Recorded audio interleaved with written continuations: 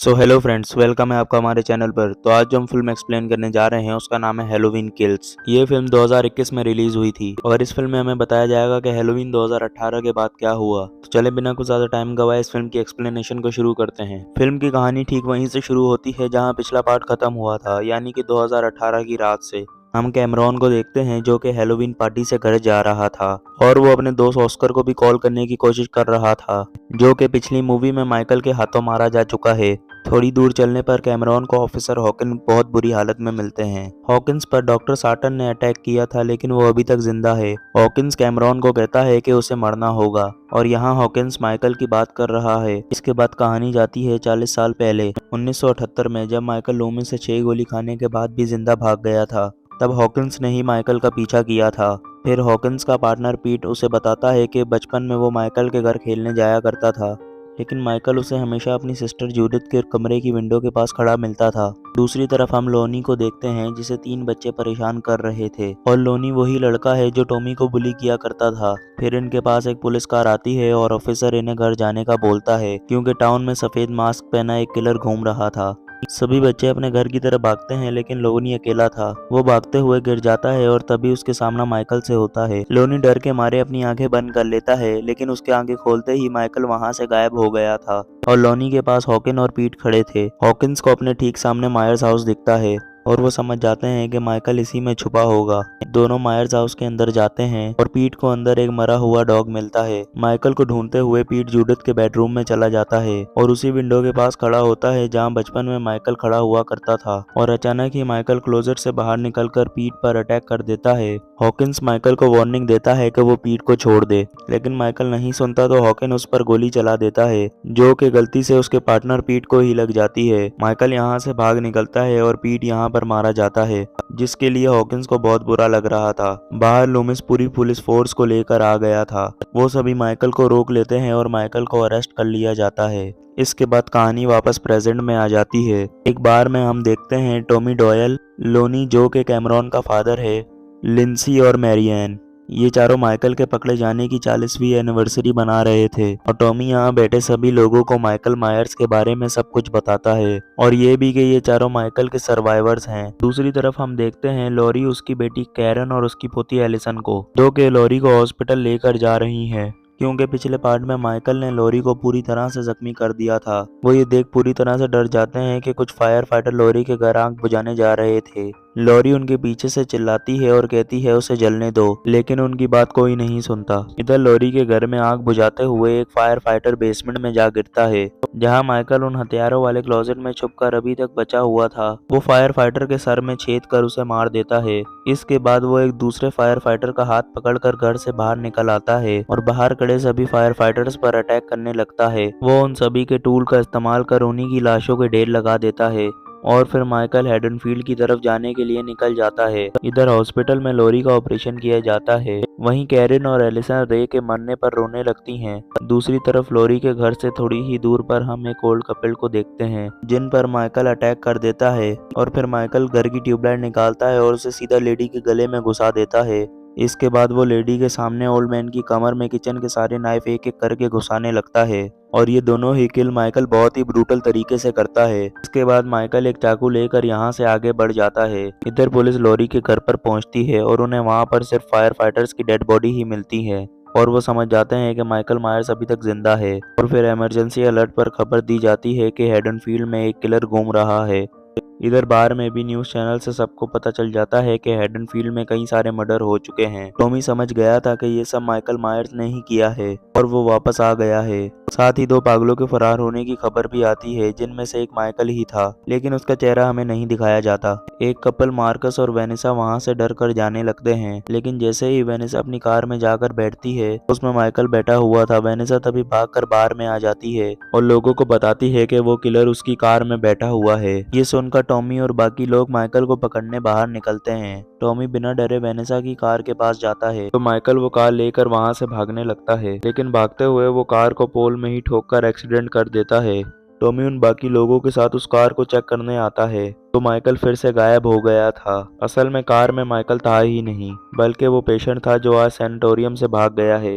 Vanessa ने उसकी photo news channel पर देखी थी और उसे लगा कि यही किलर है, और एक्सीडेंट की वजह से इस पेशेंट को थोड़ी चोट भी आ गई थी। इसके बाद हम मायर्स हाउस को देखते हैं जिसमें एक गे कपल रहता है। अचानक ही इनकी डोर बेल बजती है और जॉन ये सोचकर दरवाजा खोलता है कि बच्चे ट्रिक और ट्रीट करने आए होंगे, लेकिन उसे एक परेशान बच्ची मिलती है। वो बताती है कि उसके दोस्त को किसी ने कैंडी में ब्लेड डालकर दे दी, जिस वजह से उसके मुंह से ढेर सारा खून निकल रहा है। ये देखकर वो दोनों डर जाते हैं और 911 पर कॉल करने लगते हैं, लेकिन तभी एक तीसरा बच्चा डेनिस इनके घर से सारी कैंडीज लेकर बाहर आता है। असल में ये बच्चे इनके साथ प्रैंक कर रहे थे। इधर कैरन और एलिसन से पुलिस कुछ पूछताछ करती है और अब आकर इन्हें पता चलता है कि माइकल जिंदा बच गया था। ये सुनकर वो दोनों काफी परेशान हो जाती हैं। तभी यहाँ कैमरॉन भी आ जाता है और उसका और एलिसन का फिर से पैचअप हो जाता है। वो कहता है कि उसके डैड और टॉमी टाउन के लोगों को इकट्ठा कर माइकल को हंट करने जा रहे हैं। एलिसन भी उनके साथ चलने को बोलती है, लेकिन कैरन उसे साफ मना कर देती है। ये कह करके उसे लॉरी के पास होना चाहिए, क्योंकि कैरन को ऐसा लग रहा था कि माइकल लॉरी के लिए यहाँ जरूर आएगा। लेकिन इस टाइमलाइन में माइकल का लॉरी से कुछ लेना देना नहीं है, और पिछले पार्ट में सार्टेन था जो माइकल को लॉरी तक ले गया था। एलिसन शुरू में तो कैरन की बात मान जाती है, लेकिन बाद में छुपके से निकलकर लोनी के ग्रुप को ज्वाइन कर लेती है। ये लोग 3 ग्रुप बनाकर टाउन में घूमते हैं। टॉमी माइकल को मारने के लिए बंदे इकट्ठे करता है और लोनी का ग्रुप लोगों को घर के अंदर रहने की सलाह देता है। लिंसी और मैरियन वाले ग्रुप को वही शैतान बच्चे एक पार्क में मिलते हैं। लिंसी बाहर निकलकर उन्हें घर जाने बोलती है, जिस पर ये बच्चे कहते हैं कि उन्हें किसी से डर नहीं लगता, बल्कि काफी टाइम से एक सफेद मास्क पहना आदमी उनके साथ छुपन छुपाई खेल रहा है और वो उस पेड़ के पास खड़ा है। लिंसी पलटकर देखती है तो ये माइकल था और उसने इन बच्चों के दोस्त डेनिस को भी मार दिया था। ये देखकर बच्चे डर कर वहां से भाग जाते हैं और माइकल कार में बैठी मेरियन, मार्कस और वेनेसा पर अटैक कर देता है। मेरियन फिर अंधाधुंध पर गोलियां चलाती है और जब माइकल उसके सामने आता है तो मेरियन की बुलेट्स खत्म हो गई थी और माइकल उसे स्टैप कर मार देता है। इसके बाद वो अपना चाकू मार्कस की आंख में घुसा देता है। फिर वेनेसा जो कार से निकल गई थी वो गलती से खुद को ही शूट कर लेती है, जबकि थोड़ी देर पहले ही उसने मार्कोस को ताना मारते हुए कहा था कि मुझे गन चलाना आती है। आखिर में माइकल लिंसी का गला दबाता है, लेकिन वो माइकल का मास्क उतारने की कोशिश करती है, जिससे माइकल उसे छोड़कर अपना मास्क ठीक करने में लग जाता है और लिंसी जंगल में भाग जाती है। कुछ देर बाद टॉमी और लोनी का ग्रुप इस तरफ आते हैं। उन लोगों को कार में खून के सिवाय और कुछ नहीं मिलता। वो थोड़ा सा आगे जाते हैं तो माइकल ने मार्कोस, वेनेसा और मेरियन की बॉडी को सजाया हुआ था और उन्हें सिल्वर शैमरॉक वाले मास्क भी पहना दिए थे।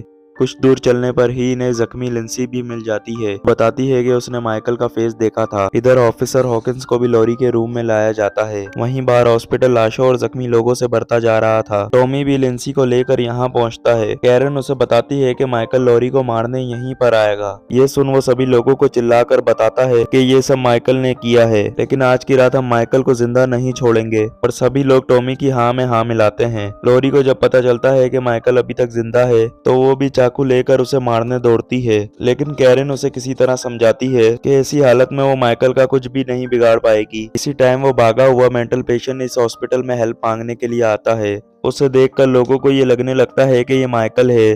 फिर लॉरी भी माइकल माइकल चिल्लाने लगती है और फिर सभी लोग उस बेचारे आदमी को मारने के लिए उसके पीछे लग जाते हैं। उसकी शक्ल देखने के बाद लॉरी कहती है कि ये माइकल नहीं है, लेकिन अब उसकी कोई नहीं सुनता। लॉरी को फिर वापस उसके रूम में छोड़ दिया जाता है, जहां वो बोलती है कि ये सब उसकी गलती है कि वो माइकल को मार नहीं पाई। इस पर हॉकिन कहता है कि गलती मेरी है। जिस दिन हम सब ने माइकल को पकड़ा था उस दिन लूमिस उसके सर में गोली मारने वाला था, लेकिन मैंने ही उसे रोक दिया। ये सोच करके माइकल में शायद थोड़ी इंसानियत तो बची होगी, लेकिन वो गलत था। दूसरी तरफ माइकल मायर्स हाउस में पहुंच जाता है और यहाँ रहने वाले दोनों लोगों को मार देता है। वो पहले जॉन पर अटैक करता है और अपने अंगूठे से उसकी दोनों आंखें निकाल देता है। इसके बाद वो जूडिथ के बेडरूम में जाकर उसी विंडो के पास खड़ा हो जाता है। फिर उसके पीछे दूसरा जॉन आता है और वो भी माइकल के हाथों मारा जाता है। अब माइकल अपने घर में आ चुका था। हॉस्पिटल में कैरन भीड़ से पहले उस पेशेंट तक पहुंच जाती है। वो उसे समझाती है कि तुम्हें डरने की जरूरत नहीं है, मैं तुम्हें कुछ नहीं होने दूंगी। इसके बाद वो उसे एक कमरे में बंद कर देती है, लेकिन जैसे ही भीड़ यहाँ आती है तो कैरन उनका कुछ नहीं कर पाती। वो लोग दरवाजा तोड़कर अंदर जाने लगते हैं और फिर वो पेशेंट इतना डर जाता है कि विंडो से कूदकर सुसाइड कर लेता है। नीचे ऑफिसर ब्रैकेट बोलता है है कि ये माइकल नहीं कोई और है। इसके बाद टॉमी और कैरन भी साथ में माइकल को मारने और एलिसन को लाने निकल जाते हैं। इधर लोनी के ग्रुप ने भी फिगर आउट कर लिया था कि माइकल लोरी के पास नहीं बल्कि अपने घर जा रहा है और वो लोग भी मायर्स हाउस पहुंच जाते हैं। एलिसन कहती है कि हम साथ रहेंगे तो हमें कुछ नहीं होगा, लेकिन लोनी कहता है कि नहीं, मैं अकेला ही अंदर जाऊंगा और वो पागलों की तरह अंदर जाता है और कुछ ही देर में कैमरॉन और एलिसन को गोली चलने की आवाज आती है। इसके बाद वो दोनों भी मायर्स हाउस में एंटर कर जाते हैं और अलग अलग होकर माइकल को ढूंढने लगते हैं। फिर एलिसन को बेडरूम में उस कपल की बॉडी मिलती है, वहीं कैमरॉन को अपने फादर लोनी की, जिसे देखकर वो शॉक हो जाता है और फिर तभी माइकल कैमरॉन पर अटैक कर देता है। एलिसन उसे बचाने आती है और माइकल को स्टैब भी करती है, लेकिन उसे कुछ नहीं होता और वो एलिसन को सीढ़ियों से नीचे फेंक देता है, जिसमें एलिसन की टांग टूट जाती है। इसके बाद वो कैमरॉन को मारने लगता है, लेकिन एलिसन उसे डिस्ट्रैक्ट करने की कोशिश करती है। वो सोच रही थी कि ऐसा करने से माइकल उसके पीछे आएगा। अब माइकल एलिसन के पास आने तो लगता है, लेकिन वो पहले कैमरॉन को ही मार देता है। इसके बाद वो एलिसन के पास आता है। वो एलिसन को भी मारने ही वाला था, लेकिन तभी कैरन माइकल में एक पिच फॉर्क घुसा देती है। फिर वो उसे जान से मारने के बदले उसका मास्क उतार कर वहाँ से भागने लगती है। माइकल अपना मास्क लेने के लिए कैरन का पीछा करता है और देखता है कि कैरन ने उसका मास्क रोड पर रख दिया था। असल में कैरन ने माइकल के लिए जाल बिछाया था और यहाँ टॉमी अपनी पूरी गैंग के साथ माइकल को घेर लेता है। माइकल अपना मास्क वापस उठाकर पहनता है और हम इसका थोड़ा जला हुआ चेहरा देख पाते हैं। इसके बाद सभी लोग माइकल को बुरी तरह से मारने लगते हैं और पीट पीट कर उसे अधमरा कर देते हैं। इसके बाद कैरन माइकल का चाकू उसी की कमर में घुसा देती है और इन लोगों को लगता है कि माइकल मर गया। फिर कैरन वापस एलिसन के पास जाकर बैठ जाती है। तभी ऑफिसर ब्रैकेट वहां आ जाता है, जो माइकल के सर में गोली मारने आगे बढ़ता है, लेकिन माइकल किसी तरह फिर से जाग जाता है और अपना चाकू निकालकर पहले तो ब्रैकेट और फिर यहाँ पे खड़े सभी लोगों को मार देता है और इसलिए इस मूवी का नाम हैलोवीन किल्स है। और फिर आखिर में टॉमी के बेसबॉल बैट से उसी का सर फोड़ देता है। इधर मायर्स हाउस में पुलिस और एम्बुलेंस आ जाती है। कैरन को मायर्स हाउस की विंडो में छोटे माइकल की एक झलक दिखती है, तो वो भी उसी विंडो के पास जाकर खड़ी हो जाती है, देखने के लिए कि माइकल को कैसा फील होता होगा। लेकिन अचानक ही माइकल कैरन के पीछे आकर उसे बार बार स्टेप कर मार देता है, लेकिन अभी ये पता नहीं है कि कैरन मरी है कि नहीं। फिर माइकल फिर से उस विंडो के पास आकर खड़ा हो जाता है और ये फिल्म यहीं पर एंड हो जाती है।